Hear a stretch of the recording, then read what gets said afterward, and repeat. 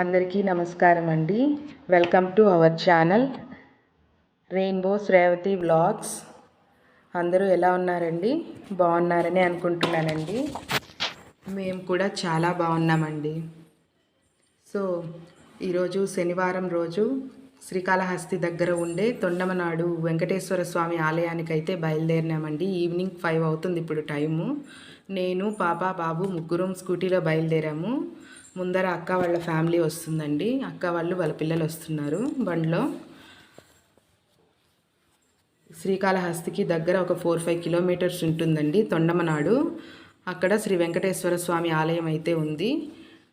Okay అండి, ఇప్పుడు మన వీడియో స్టార్ట్ అవ్వడానికి ముందు అందరికీ ఒక చిన్న రిక్వెస్ట్ అండి.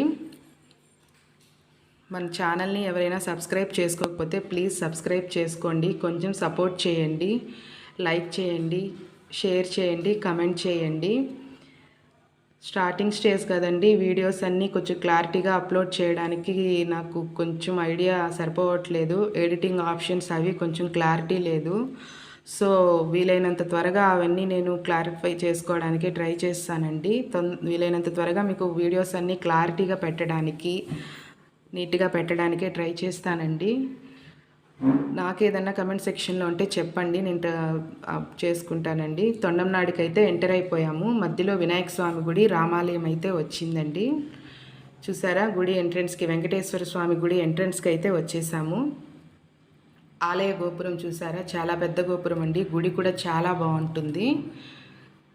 గోపురం దగ్గరికి అయితే ఎంటర్ అయిపోయామండి. ఇక్కడ గుడి దగ్గరే ముందరే మనకి టెంకాయి, తులసిమాల అన్నీ అమ్ముతున్నారండి. అక్కడే తీసేసుకొని గుడి లోపలికి అయితే ఎంటర్ అయిపోయాము. వెళ్తున్నాము. గుడి అయితే చాలా పెద్దదండి. చుట్టూ ప్రాంగణం కూడా చాలా బాగుంటుందండి. ఇక్కడ ధ్వజస్తంభం దగ్గర ఫస్ట్ దండం పెట్టుకొని పూజ చేసుకొని ఫస్ట్ గుడి చుట్టూ ప్రదక్షిణ చేసేదానికని వెళ్ళామండి. ఇక్కడ మీకు ఒక చిన్న స్టోరీ చెప్తానండి. చాలా పురాతనమైన కథ. ఈ ఊరికి తొండమనాడు అని పేరు రావడానికి కూడా ఈ స్టోరీ కారణం అండి. మీకు చెప్తానండి. ఇక్కడ తొండమాన్ చక్రవర్తి అనే ఆయన ఇక్కడ పరిపాలించేవాడంట, రాజు. ఆయన ఇక్కడ నుంచే ఇప్పుడు ఈ గుడి ఏదైతే ఉందో అక్కడ నుంచి స్వరంగంలో నుంచి వెళ్ళి పైన మన తిరుమలలో ఉండే వెంకటేశ్వర స్వామికి ప్రతిరోజు అభిషేకాలు చేసేవాడటండి. ఇక్కడ గుడి నుంచే ఈ స్వరంగంలో నుంచి వెళ్ళి అభిషేకం చేసుకొని ప్రతిరోజు తిరిగి వస్తుండేవాడట. అయితే కొద్ది సంవత్సరాలకి ఆయన ముసలివాడైపోయి వెళ్ళలేకపోయాడటండి. ఓపిక లేక ఆయన ఇక్కడే ఉండిపోయాడట. అది చూసి మన వెంకటేశ్వర స్వామి ఆయన భక్తికి మెచ్చి స్వయంగా ఆయనే అమ్మవార్లతో సహా శ్రీదేవి భూదేవి సమేతంగా ఆయనే ఇక్కడకు వచ్చి ఆయన స్వయంగా ఇక్కడ వెలసాడని ప్రసిద్ధండి. చూసారా, భక్తి శ్రద్ధలతో పూజించాలే కానీ భగవంతుడు మనల్ని ఎక్కడున్నా వదిలిపెట్టడండి. స్వయాన ఆయనే మన తోడుండి నడిపిస్తాడు. నేనైతే ఇది బలంగా నమ్ముతానండి. మనస్ఫూర్తిగా భక్తితో ఆయన్ని ప్రార్థిస్తే చాలండి, దేవుడు కరుణిస్తాడు తప్పకుండా. అలానే ఇక్కడ చూసారా అండి, ఆవు గోదానం కూడా చేస్తారటండి. ఇక్కడికి వచ్చే భక్తులు తమ దగ్గర ప్రసాదాలు, ఆవుకి అరటిపండ్లు అలాంటివి పెడితే కూడా చాలా మంచిదటండి. మూగజీవులకి మనం ఏది పెట్టినా ఎప్పుడూ మనకి మంచే అండి, పుణ్యం లభిస్తుంది. సో ఇక్కడ ధ్వజస్తంభం దగ్గర అయితే టెంకాయ కొట్టుకొని పూజ చేసుకొని మనం లోపలికి వెళ్ళాల్సి ఉంటుందండి. చూసారా, ఇక్కడ పూలు పెట్టేసి తమలపాకులు, పిల్లలు కూడా నాతోనే ఉన్నారండి. ఇక్కడే బయట పూజ చేసేసుకున్నాము.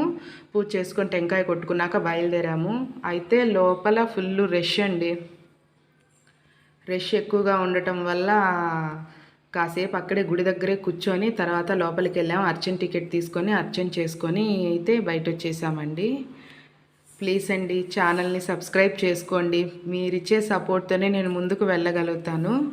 దయచేసి ప్లీజ్ ఛానల్ని సబ్స్క్రైబ్ చేసుకోండి, లైక్ చేయండి, షేర్ చేయండి, కమెంట్ సెక్షన్లో తెలియచేయండి. నాకు ఏదైనా ఉంటే, ఏదైనా చేంజెస్ చేసుకోవాలంటే మీరు చెప్పారంటే నేను చేంజెస్ చేసుకుంటానండి. వీలైనంత వరకు మంచి వీడియోస్ పెట్టడానికే ట్రై చేస్తానండి. అదే చెప్పాను కదా, కొంచెం ఎడిటింగ్ ఆప్షన్స్ అవన్నీ నేర్చుకొని మీకు బాగా క్లారిటీగా ఇవ్వడానికే ట్రై చేస్తానండి. ఎవరైనా శ్రీకాళహస్తి దగ్గరే ఉంటుందండి ఈ తొండంనాడు విలేజు.